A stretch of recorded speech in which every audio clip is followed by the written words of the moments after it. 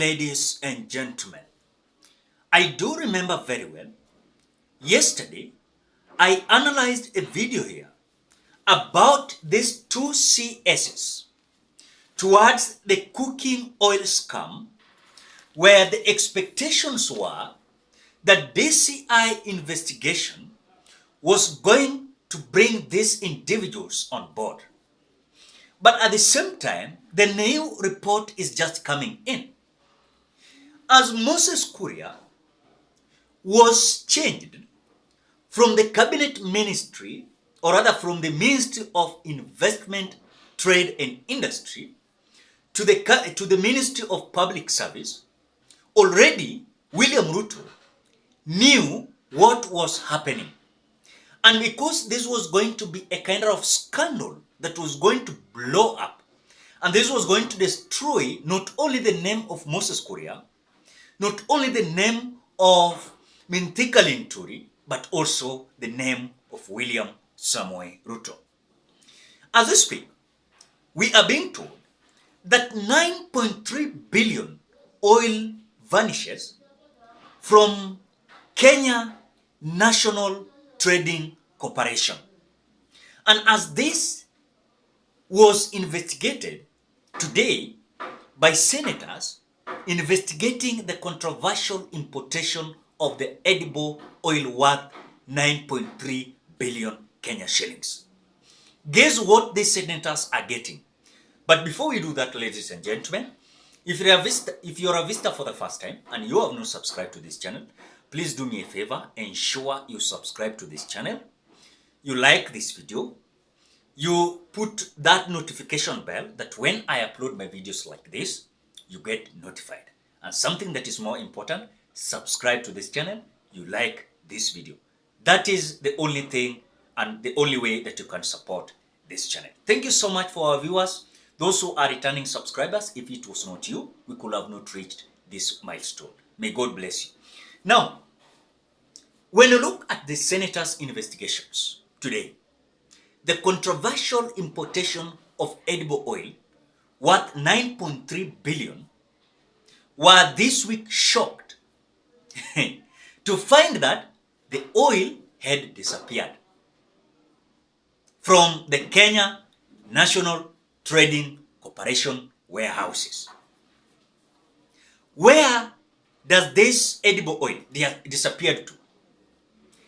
That is the question, because the oil which was procured by the Kenya National Trading Corporation under a cabinet directive to stabilize the prices of essential food items is suspected to be unfit for human consumption and has been condemned by health officials.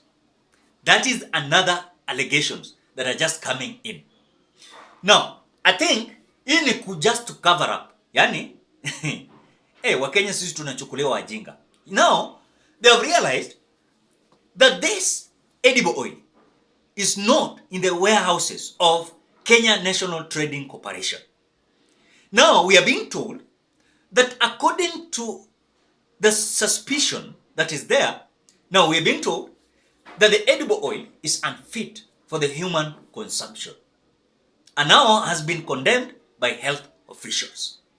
Tunachezewa akili hapo. Now, according to the Senate Committee, members on trade, industrialization and tourism, led by Kajiado Senator Lenku Oleseki, had planned to visit 11 warehouses in Nairobi's industrial area, where the oil was allegedly kept but faced obstruction during their attempts to inspect the warehouses. And again, they came out making the second instance for such interference. Yani, the first time they went there to investigate, guess what they were told? That the edible oil was unfit for the human consumption. And because the health officials came out condemning the kind of crisis that was going to hit Kenyans when it comes to consuming this edible oil. Now, the senators, with their committee, came out, staying aside, waiting for the investigation by these health officials. Little did they knew that this was just a cover-up to ensure that these goods or commodity was going to be sold. Now, as now they came out having a second attempt, despite of the interference. Now, according to the reports, is that the consignment comprising 125,000 metric tons and jerrycans, equating to 6 million liters jerrycan, was expected to be present. However, upon opening one warehouse at the headquarters, only 466 jerrycans were found, raising questions about the disappearance or of other jerrycans. And between figures provided by Ministry of Trade and Investment, and of course the Kenya National Trading Corporation. So during a visit to Kenya National Trading Corporation headquarters, the acting managing director, claiming a lack of keys held by arrested managing director Pamela Mutua, refused to access, of course, this refused access to the senators. Wamefungua warehouse moja, yes, wanaambiwa only 466 jerrycans are there. But according to the figures provided by the Ministry of Trade and Investment, and together with the Kenya National Trading Corporation, there are certain figures that they are being told that it is comprising of 125,000 metric tons and jerrycans, equating 6 million liters jerrycans. And now, after they come out finding that one warehouse is having 462, now they are being told, these senators, by the acting director, after this managing director, Pamela Mutua, was allegedly arrested for investigation. So there was no keys to come out and open other warehouses. Now, the committee are coming out to express their frustration, announcing plans to summon suppliers of clarification. They're coming out to be frustrated, announcing now the plan to summon suppliers for clarification. Now, last week, Mutua, or rather the managing director of the Kenya National Trading Corporation, Pamela Mutua, told the senators that she had no authority to open the warehouse, which were under the custody of the suppliers. So the controversy dates back to last year, when companies linked to the government were single-sourced to procure the edible oil through Kenya National Trading Corporation, approved by the cabinet.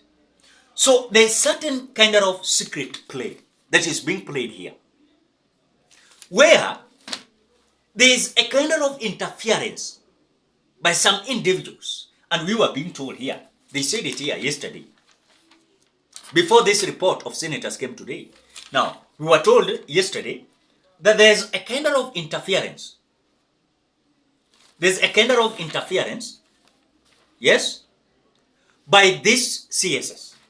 Because they are so powerful, they cannot be investigated. Now, when you look at here, earlier on, I said it here, the CES are sought over alleged interference with the procurement process following reports that they pushed for the consideration of specific farms. At the same time, these people are coming out to interfere with the investigations. At the same time, they came out interfering with the procurement. Now, the authorities are coming out to identify that these individuals wako na kitu fulani hapa agenda, secret agenda. And for the investigation, they must be booked on board. And by booking them on board, they must come out to answer. Because there were two men behind this importation. And this authority came from the cabinet minister being seconded by another cabinet minister. And because the importation was about several commodities, edible oil, maize, wheat, rice, soya, and sugar. But as we speak, the reality is coming out that there's something happening behind the scene. Now, as if that is not enough, the managing director of Kenya National Trading Corporation, Pamela Mutua, along with other top managers, were arrested over the edible oil saga, and they were investigated. But according to the DCI now, coming out to expand its probe to include a local bank that guaranteed the 9 billion deal, questioning the procurement process of maize, rice, and sugar earlier in the year, that made this kind of scandal to be, of course, to be a headache to the investigation authority, is that now, according to the investigation, they're coming out to involve the government entities, such as the Ministry of Investment, Trade, Investment, and Kenya Revenue Authority. There's problem in between Ministry of Investment, Trade, and Industry and the Kenya Revenue Authority. You know? So the question arises over the handling of the 9 billion worth of edible oils allocated through substantial budget of last year. So according to now the Kenya National Trading Corporation, when they came out starting distributing cooking oil, vending machines in improvised neighborhoods, yet concerns persist regarding the importation process. Walishaingia wakaanza kuuza, but there are certain issues that were there. So the former Trade Investment Industry CS, Moses Kuria, now is coming out to defend the initiative as measures to combat rising edible oil cost. So for him, he's coming out to say there's no problem there. Ati hakuna shida. But however, the document filed in the Senate revealed that the Kenya National Trading Corporation single-sourced companies for the importation, at the same time setting higher prices than initially agreed upon. And even they came out making 6 billion profit. I think it was around 5 to 6 billion Kenya shillings profit. And this was to ensure that some individuals are going to pocket. They're going to pocket this money. Yes? And by pocketing this money, this was a deal in between some individuals. So I think when you look at this investigation, there's something wrong and some individuals behind the scene who are trying to interfere with the investigation, because now wana claim ati kuna mwingine ako na vifunguo hawezi fungua the warehouse. Kuna wengine wanapata kwamba kwa one warehouse kuna 466 jerrycans. So who is telling the truth? Ladies and gentlemen, drop your opinion at the comment section below. Otherwise, thank you so much because of the support. Please consider subscribing, liking, commenting, and sharing this video.